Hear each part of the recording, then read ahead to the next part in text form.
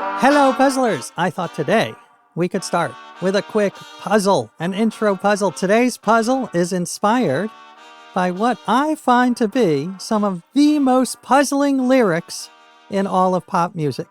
I am talking about the lovely Elton John song, I Guess That's Why They Call It the Blues. I guess that's why I'll stop singing, but hopefully you know it.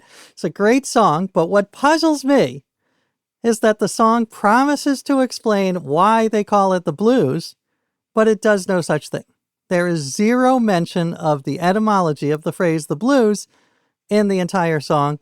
The lyrics, written by Bernie Taupin, include the lines, "Rollin' like thunder under the covers, and I guess that's why they call it the blues." To which I say, wah? What does thunder covers have to do with why people call sadness the blues? If you don't know, you've never been sad. Oh, I've been sad. Believe you me. But to me, it's a mystery. And the music genre, the blues, it doesn't explain that. Anyway, great song, terrible source of etymological information. That is where Hello Puzzlers comes in. We will tell you why they call it the blues, and we will do it in the form of a quiz. I am going to give you and Greg two options of why sadness is called the blues, and you tell me which you think is true. Okay, are you ready? Here is option one. The phrase, the blues, derives from the 16th century term, the Blue Devils, which was the name for hallucinations you experienced when you stopped drinking alcohol cold turkey, like the delirium tremens.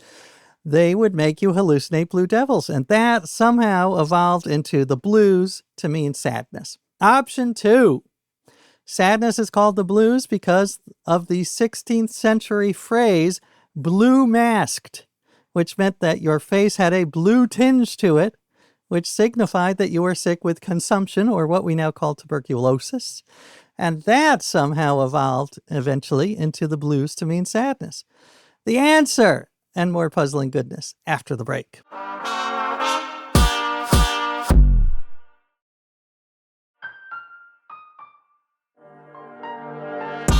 Hello, folks. Welcome back to the Hello Puzzlers podcast, the 240-watt USB-C cable at your puzzle charging station. I am your host, AJ Jacobs, and I'm here, of course, with Chief Puzzle Officer Greg Pliska. Greg, before the break, we asked the important question, why do they call it the blues? A question that was not answered by Elton John's lovely but informationally deficient song, I Guess That's Why They Call It the Blues. So I gave two options. Should I go over them? Go for it. Option one, the blues derives from the phrase the Blue Devils, a hallucination that you were supposed to have when you stopped drinking. Option two is the blues are called the blues because of the old phrase blue masked, which meant your face had a blue tinge to it, which meant you had consumption, aka tuberculosis. Well, first, I want to say that the second option is a nice plug for our Hello Puzzlers guest John Green's book. So true. About tuberculosis being the source of everything. Just nice I just saw a review of that and I was like, oh yeah, John was on our podcast.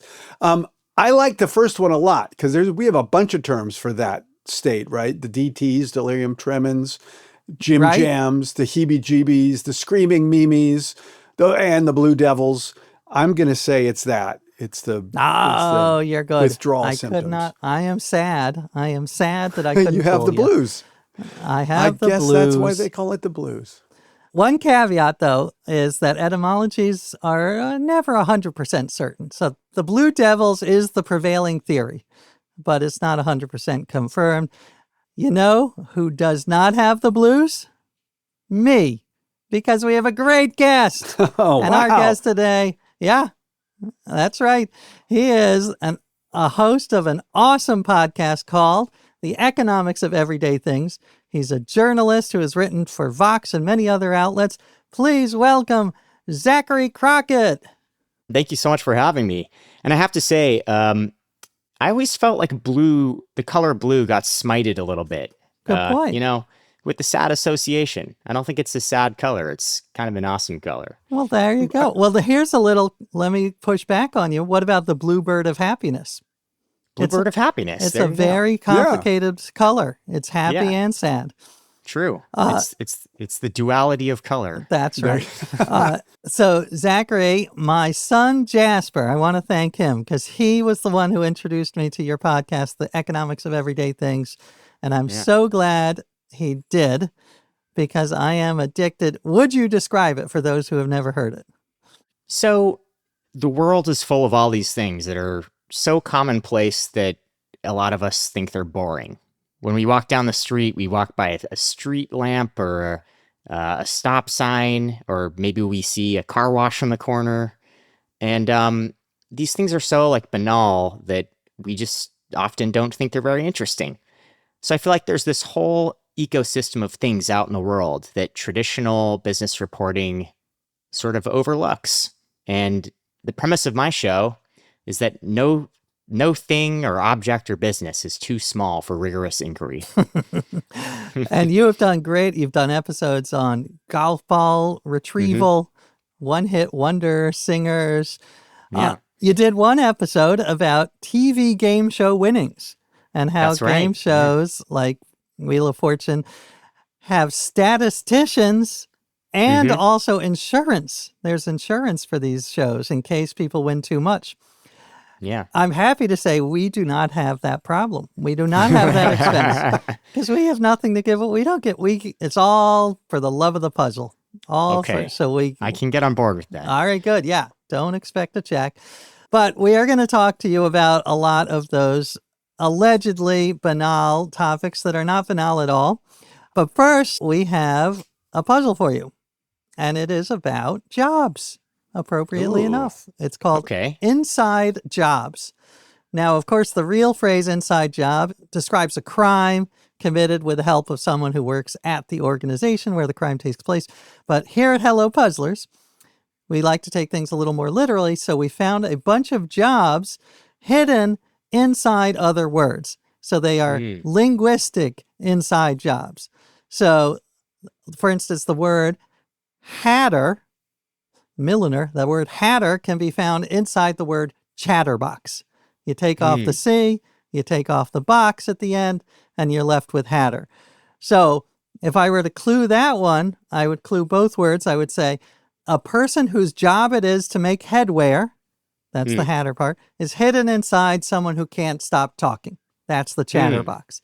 Okay. All right, so we got that. Another example would be none inside conundrum. If you consider nunning Is a that job. a job, really? Is it a calling? Is it a job? It's a calling. That's why I didn't include How do it. we hide podcaster? I inside tried. I tried. Yeah. Is there a word like Lambo podcaster? right. Exactly. Now, one question on this. Yes, is sir. the job, does the name of the job have to be continuous, or can it be scrambled up within the Great question. word? No, it is all the letters in a row, In a row. and they're just inside the word a couple of times at the end of the word, but mostly inside the word. Perfect. All right. I just want to say, guys, if you have a camera that's mounted on a device that has little wheels, those wheels are called tripod casters. No way. There I you just go. made it That's up, good. but that's what I would call them. And it has podcaster Greg, hidden you inside had of it. me. Yeah. I was like, he's in the theater business. Maybe he knows something we don't. Well, I don't think I'm sure you could look. I'm going to buy some tripod casters. Let's see. Oh yeah, they're available at B&H Photo. They have tripod casters for sale. All right. I don't know whether to believe you, but I like it. I check the internet. The internet doesn't lie. All right. All right. I love it. All right. So consider that your first one. Try podcasting. Podcasters. Our jobs all right. it's hidden inside. Anyway, go ahead. That's right. All right. Well, we've got our first one is a police officer can be found inside an instrument used to observe the stars, or it could be used by a police officer on a stakeout even. So it could be related. So a police officer, remember the first part is going to be the inside job and the second part is the longer word. So a police officer is also called a Cop. there. There it is. Telescope is the word. Oh my God. Yes, very Look at good. that. Okay. Very good. Okay. Look Off at to a that. strong start. Very Yeah, strong. look at that. You're Yeah. batting 100, batting 1,000. That is it. All right. An official in charge of protecting a forest can be found inside a bunch of people she doesn't know. So it's the whole phrase? The first part is the job. An official in Yeah. charge of protecting a forest. That's the job.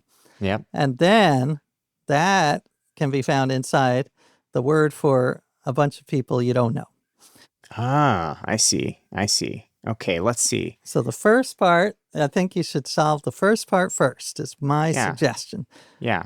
So I'm going to guess that the official in charge of a park is a ranger. That's right? it. Yeah. Park ranger.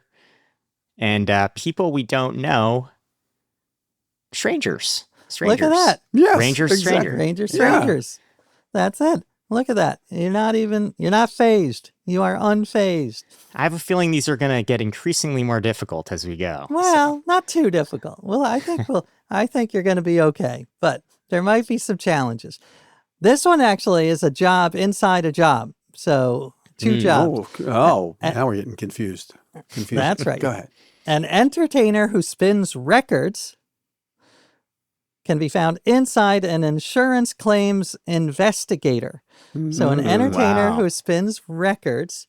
Now this is the short version of that. It's just 2 letters, but it can be found inside an insurance claims investigator. Any thoughts? Wow. So I'm going to go with DJ for Yeah. the profession, based on the abbreviation. Insurance claims investigator with a DJ back to back. That's right. It is someone who figures out Yeah. how much an insurance claim should be. Okay. They move it around a little. One who perhaps adjusts things That for is a living. correct. So maybe I'll go with adjuster. Uh-oh, Greg has his pundit face on. No, that was Oh. me going, yes, you go. Oh, you got you were it. giving him No, okay. I was not gonna get pedantic about any of that. I think it's great. Okay. It's great. All right, great. All right, we got a couple more. Someone who shows you to your seat at a Broadway theater can be found in the word for those people at the theater who tell you to be quiet. So it's a little appropriate. Okay. So this one's close to home because my dad was actually a high school drama teacher. Aha. So I remember the ushers quite fondly. Right. They would hand our bills out to us before the show, and we'd go watch, The Crucible or Midsummer Night's Dream with Always the Crucible. a nice little paper pamphlet that was printed out at my house. Great. You got part one. So let's do usher, and I'm also quite familiar with telling people to shut up during my father's performances. So I'm gonna go with shusher. You got it. Usher and shusher. shushers. Shusher. And I was actually, I looked on your list of topics. I was hoping for an usher as one because I think it's so yeah. interesting. Did they used to do more? Because I feel it's not a huge challenge to find, to see where G, it comes between H and I, and then seat 30 goes next to 31. The challenge is the flashlight operation.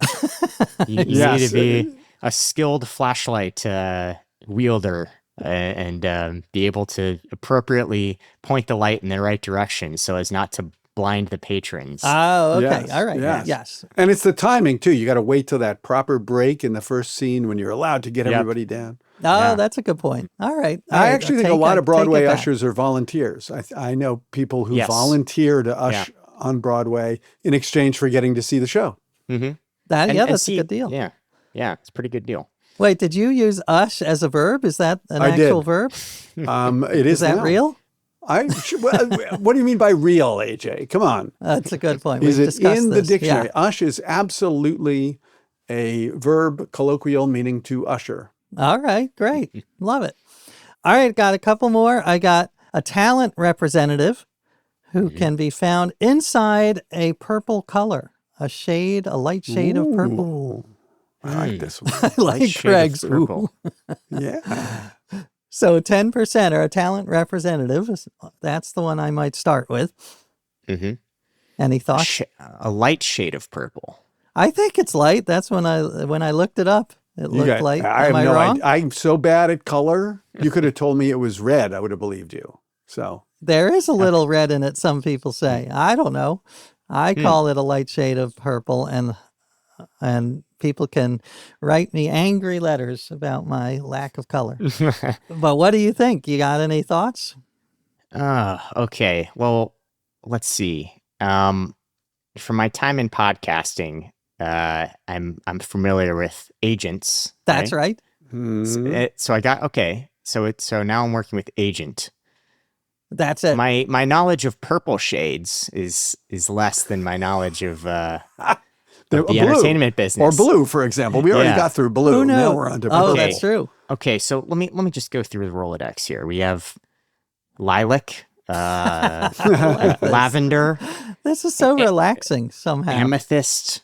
Oh, you know. What? Maybe a periwinkle. Nice. Yeah, good. And you need to get that agent Oh man, inside what of is it. the agent? Yeah. Put one letter There's in front one of it. letter One letter in the before- front and one at the end. And one letter in the back. Magenta. There it is. Yeah. Magenta. Nailed it. There we go. Nailed it. And did you You have got me worried on that one. No, you got. Go Plus, ahead. we got I to have a- learn I all have a those other color lovely comment. colors. Yes, he's our You know, color have you commentator. guys read about the new color discovery at UC Berkeley? No, They No. they Tell me more. discovered a color that they've called OLO, OLO, and it's seeable when they stimulate certain cone cells in your eye. So not even everybody can see it. Certain people, you have to have the Wow. right cells, and they have to be stimulated with a laser, and then you see this color called OLO that is beyond normal human seeing, but is a new color. I got to Very see it. interesting. Got to go to Cal and get them to stimulate your cones. It's interesting. We did an episode on car colors a while Oh, back. interesting. And if you go back to like the 50s, 60s, 70s, we had so many colorful cars on the road, Yes. including a lot of purple cars even. What happened? Why Like did my they dad used to tell me story, like his uncle Guy used to drive a purple Cadillac around, like an old I love Very it. cool. Yeah. and you never see those on the road. Now it's just like, 50 shades of gray. So it's And was there an explanation of why they've become so yeah, less I think colorful? it's sort of started around the time when Apple stores and the iPhone came out, and there was this obsession with like white and purity and cleanliness and simplicity and minimalism.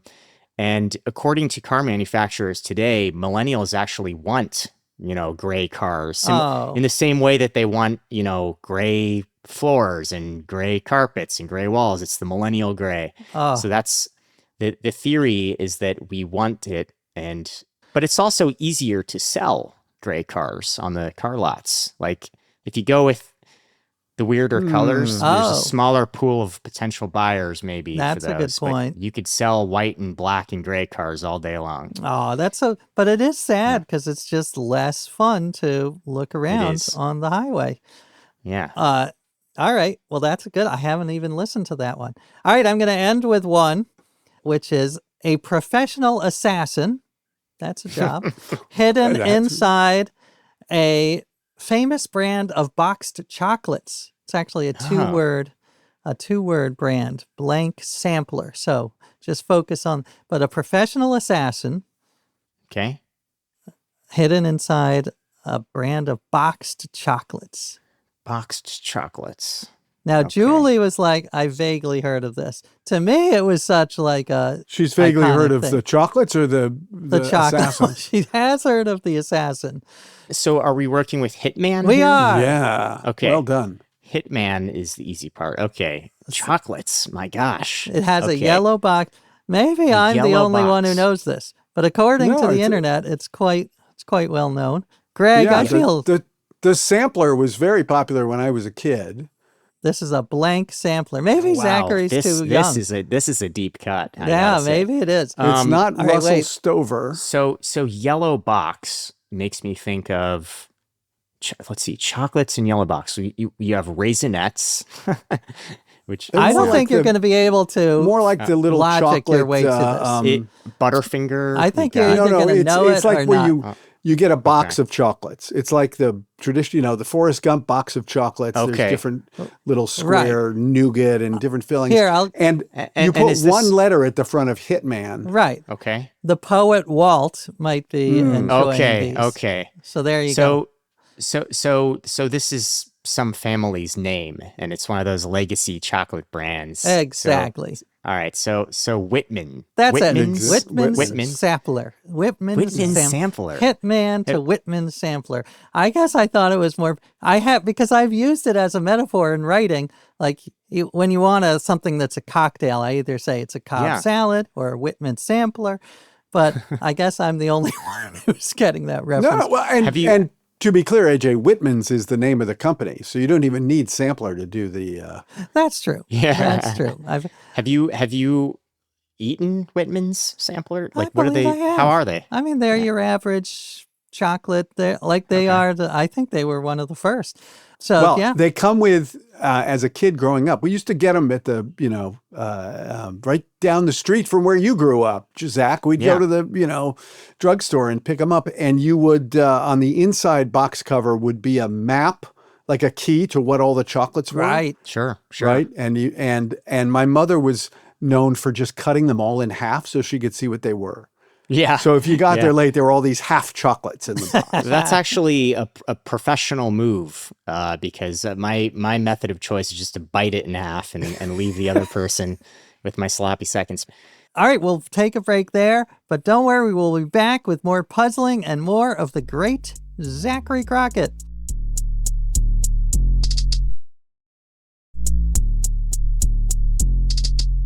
Hello, puzzlers. Welcome back to the Hello Puzzlers podcast. Now, Greg Pliska has a puzzle for us, but we're going to have to wait just a moment because before he gives it, we have our puzzling questions segment where we get to know our guest a little bit better. So he's less of an enigma to us and to you. So as you might remember, we have with us the delightful Zachary Crockett, a journalist and host of the Economics of Everyday Things podcast, which my son Jasper introduced me to. Thank you, Jasper. Zachary, I thought, if you don't mind, I'm going to throw out just a handful of my favorite episodes. And if you remember any fun facts or behind the scenes tidbits, I would love to hear them. Let me start with porta potties. You did a whole episode on porta potties. Porta potties are absolutely fascinating. So, AJ, are you a fan of porta potties? Well, I don't have one of my own, but I mean, I'm a fan of cleanliness, so I suppose it's better than, These companies spend a lot of time thinking about user experience and making it an enjoyable experience, even though most of us don't think of porta potties that way. But take, for instance, the blue dye. Like many of us have gone in and seen the bowl full of like this questionable blue liquid. They've experimented with various fragrances over the years. Cinnamon, lemon, pina colada. Pina colada. Pine flavor. Delicious. It's like smelling what got you there in the first place. But the porta potty industry, for which there is an association, a professional association, have spent a lot of time thinking about fragrances, the ventilation, the color of the porta potty itself. And there's a whole thriving industry of people who run porta potty companies and rent them out to construction sites, music festivals, and they're sort of just a part of the American landscape that we don't often think about very much. Well, I did. First of all, I learned that they don't like to be called porta potties. That's demeaning. No. It's portable toilets. Portable toilets. And I loved when the woman who worked for the Porta Potty Association told you about pina colada scents. And you said, I don't think I've smelled that. And she said, oh, I hope you do someday. It's a delight. It's a delight. It's a delight. Yep, I'm going to breathe deep. Everyone, breathe deep next time you use a porta potty. One more interesting fact is that the industry has very specific calculations about how many porta potties are required for a given event. Well, yeah, interesting. So the typical calculation is that one toilet can accommodate about 50 people per hour. So you kind of reverse engineer. If you have a giant music festival with 60,000 attendees, you're looking at like 300 porta potties. Right. But the funny thing is this math gets very complicated when alcohol is involved. Pina colada, for instance. Yeah. Pina colada sort of throws a wrench into those calculations where you have to like double the amount of toilets because, it activates our urinary tract a little bit more than usual. Interesting. My favorite company name in this space, there's one that's common out here which is Call Ahead. Yeah, there you go. Spelled call head, call Hilarious. ahead, or call ahead. There are a few. There are a whole bunch little of punny ones, right? Well, I forget the other ones. My favorite one was the Denver-based Throne Depot. and back to our magenta discussion, they have a signature purple porta potty. Oh, like the throne, the purple throne. Standout color right there. There's a royal flush. There's duty calls. Oh, boy. Honey bucket. And these are, it's all part of this sort of marketing push. Who can have the most creative name, creative color schemes to sort of get out ahead in this commodity market. I love Get it. out I ahead. could keep talking. I Good one. All right, I am.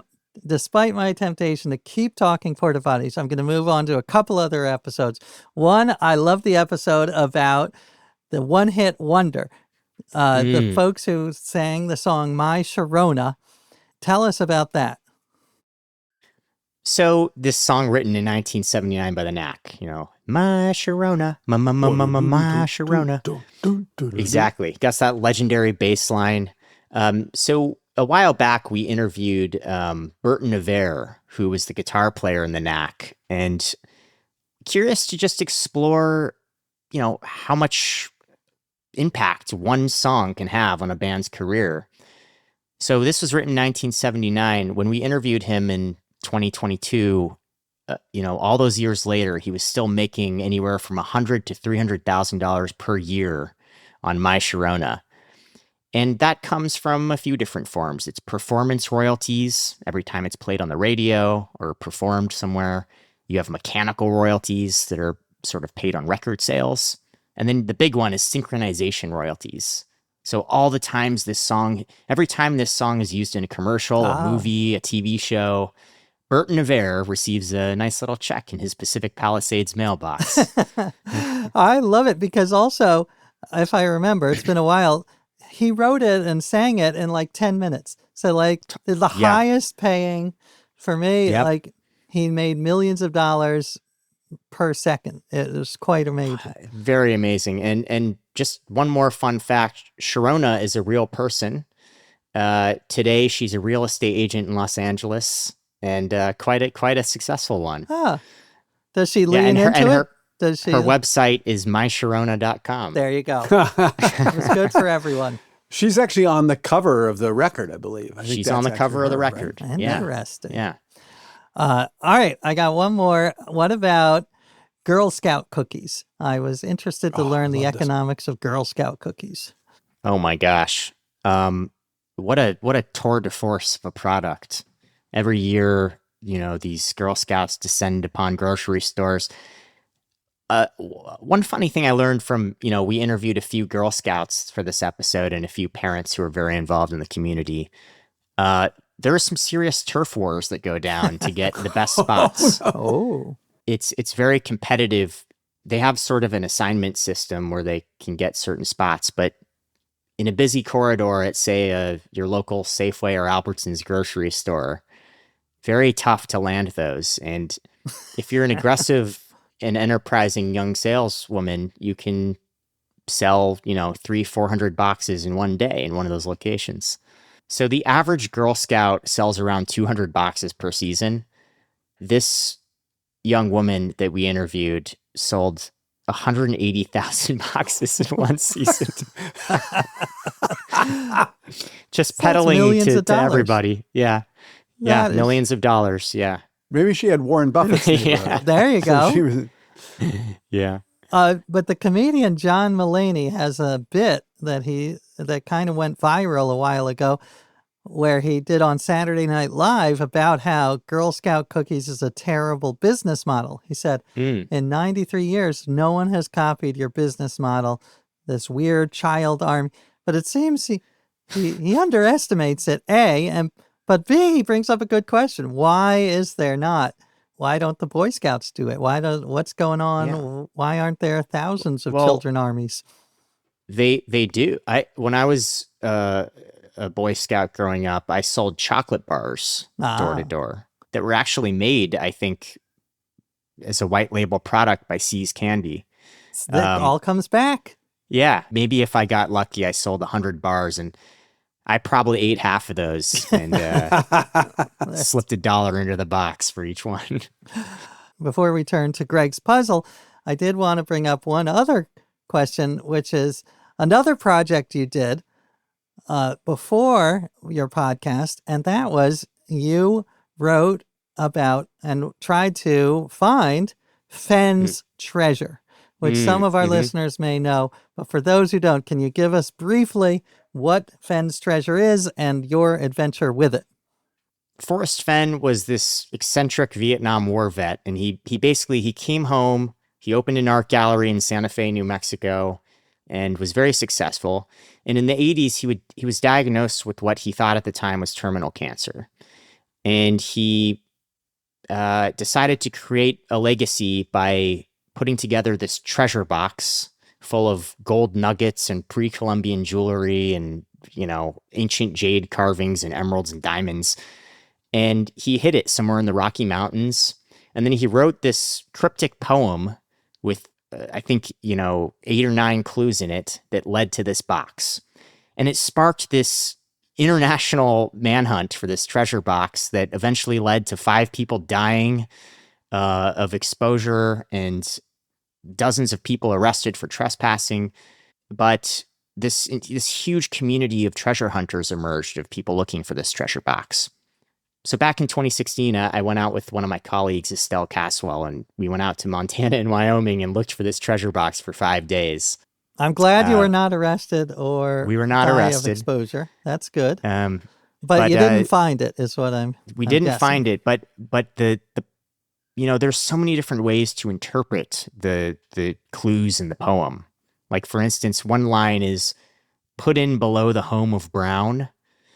And the word brown is capitalized. So some people think that's a literary reference. Some people think it's a reference to an archaeologist. Some people think it's a reference to bison or bear or grizzly bears. And however you interpret each one of these clues can lead you to a dramatically different place. Well, that is in the book that Greg and I wrote, The Puzzler, available now. We have a chapter on these treasure hunts, and that was one of the big takeaways, is the phenomenon of apophenia, which is that finding signal in noise. So these people are so convinced that their theory is right, and yet it's completely off, because our brains are just designed to find these conspiracies. We're very good at finding conspiracies when usually there is none. So from your article, that's kind of what happened to you. You were so convinced that this one was right, and it turned out not to be. But then someone did find it, right? Someone found it eventually in 2020, actually right before Forrest Fenn passed away. And he sold the treasure at auction for $1.3 million. Not bad. So not a bad haul for a treasure chest. All right. Well, speaking of treasures, we've got one in our... How's that one? Nice segue. I like that. Very nice. Speaking of the blues. I'm on fire. I'm on fire today. But anyway, I loved hearing about that and about the jobs, but you're not finished, Zachary. We have one more puzzle for you, and it is from our Chief Puzzle Officer, Greg Pliska. We'll be back in a moment with that.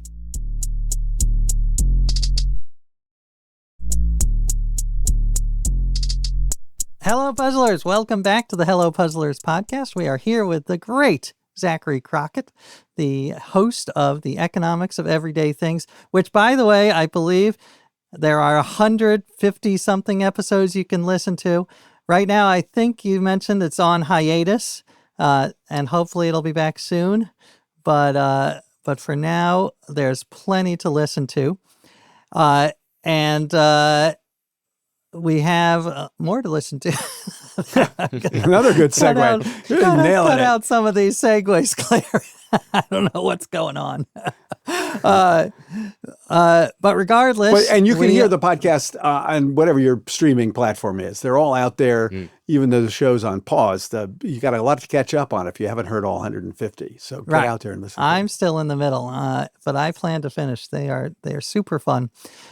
Speaking of super fun, now that's a good segue. Speaking of super fun, there's a segue. That's a solid. Wow. Nailed it. Such an expert try-podcaster. Oh, there you go. Good Tripodcasters coming back. Well done. Good So look, callback. here we get excited in the puzzle lab about weird things, unusual things, everyday things. And I noticed that your full name, Zachary Crockett, contains 3 K sounds, each of which is spelled differently, right? There's the CH in Zachary. There's the C at the beginning of Crockett, and there's the CK in the middle of Crockett. Wow. I never thought about my name that way. Look at that. And that's what we're here for in the Puzzle Lab, thinking of things in new ways. It's like your show, it's puzzle related. And I really kind of obsessed about the CH. I mean, nobody calls you Zachary, do they? No. Actually, my name is Zachary with an H, but when I shorten it to Zach, I spell it with a K. Interesting. Right? I spelled unusual. my name wrong in elementary school, and my parents never corrected it. So That's really funny. Yeah. It just so it evolved that way. I mean, a lot of people shorten Zachary to Zach with a K. It's sure. unusual. But I was thinking about the difference between the soft CH, right, and the harder K sound. And so I thought, well, let's do a puzzle based on that. So every answer in this puzzle is 2 words. One has a soft CH sound, and the other has that sound changed to a harder K sound. And I'll give you a sentence with 2 blanks in it, and you fill it in with those words. So here's an example. If you leave your lunch unprotected on the blank, a seagull might fly off with it in its blank. So that would be beach. If you leave it unprotected on the beach, a seagull might fly off with it in its beak. Perfect. Okay. Right? I so you love just it. Yeah. change the CH to a K, basically. The sound, the spelling might be totally different, but it's the CH sound becomes a K sound. Interesting. I like it. Okay. Okay. All right. Good. Do you have a title for this one? I just called it okay. All right. Here's your first one. If you fly first class, you get free champagne. But in blank, all you get is blank. Okay, so if we're comparing first class to the rest of the plane, we're talking coach. Yep. That would be our CH. Champagne, you get... Oh, man. Well, you just have to take the CH in coach and make it the hard K. And How about Coke? There it is. Yes, exactly. Wow. Okay. Nice. That's All it. right. That's And it. you Very got nice. coach before I did, Zachary. Zachary. Well done. all you need to do is once you get one, you just change the CH to the K or vice versa. Oh, I see. I gotcha. Right. Okay. Right. They're going to be similar words. All right. How about this one? If you can't afford your dinner date, it's better to go blank than to try to blank out of the bill entirely. Okay. You might want to go something similar to a loan. It's where you split the bill. You each pay part of it. Okay.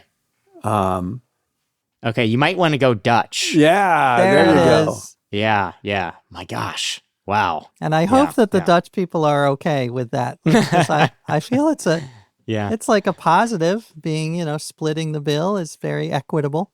Mm-hmm. Well, I don't know where that phrase comes from. It might be, back in New Amsterdam, everybody shared the bill for the meal. Right? I'll look that up while you look that up while we move on. How about you don't make a very good night blank if all you do is listen to music on your blank? And this is an older music player from back in the 80s. Yeah. Deck? Is it? Oh, that's a good, nice one. This is a portable tape deck. Okay. That Sony made. Walkman. Yep. Okay. Yeah. And what was the first part of that You again? don't make a very good night blank. Okay. So you don't make a very good night watchman. Yeah. If you spend the night listening to your Walkman. Exactly. Interesting. Okay. A little bit of a throwback clue Yeah, there. yeah. I actually know a few watchmen. They do not listen to music on the job, but they do read a lot of Substack articles on the job. So. Oh, that's so interesting. Is that related to a future story about, that profession? Yeah, well, we did one on mall cops. Oh, right. Yeah, who have to constantly be alert, but watchmen would be a good one. Actually, Walkmans would also be a good one. Right. Yeah. Do they still exist, and Yeah. what happened to them? Yeah. And also, I listened to the Mall Cop one. It was they did not like Paul Blart Mall Cop. That was a bad. They did not like the depiction. Yeah. Yeah. Oh, speaking of which, going Dutch, I looked it up, and the etymology, according to the OED, is that it was negative. It was a British derogatory use of Dutch, meaning someone who's stingy. So I disagree. I take issue. I think going Dutch is just fine. We apologize to the Dutch. Right. Wow. And we apologize to the color blue, too. I mean, Splitting a bill is derogatory? I Wow. know. Wow. too Outrageous. cheap to pay it themselves, I guess. Yeah. Anyway. Yeah. It's the British pride. All right, here's a different clue. This rash is really blank, but if I scratch it, I'm afraid it'll become oozy and blank. Delicious. Okay. This is a good one. So as someone who's gotten poison oak numerous times, it's very, very itchy. Yep. Very, very itchy. And if you scratch it, it has a tendency to get very icky. Exactly. Yeah. Well done. And Well thank you done. for thinking of poison oak instead of the other possible rashes we might have talked about. Yeah, sure. Which I definitely don't have any experience No, with. Any would have other never rash. have done that. Yeah. Here's one about jobs, similar to the puzzle AJ opened with. More job games. In the off season, the minor league blank has a construction job operating a cherry blank. Okay, baseball positions, sports trivia. Let's go. Pitcher. Yes. The minor league pitcher in the off season, cherry picker. Yes. Operates Wow. a cherry picker. Very good. Wow. Well Wow. done. Well done. All right. I've got one more to Okay. send us out on. Ben-Hur loves to ride his blank because it's too heavy for him to blank.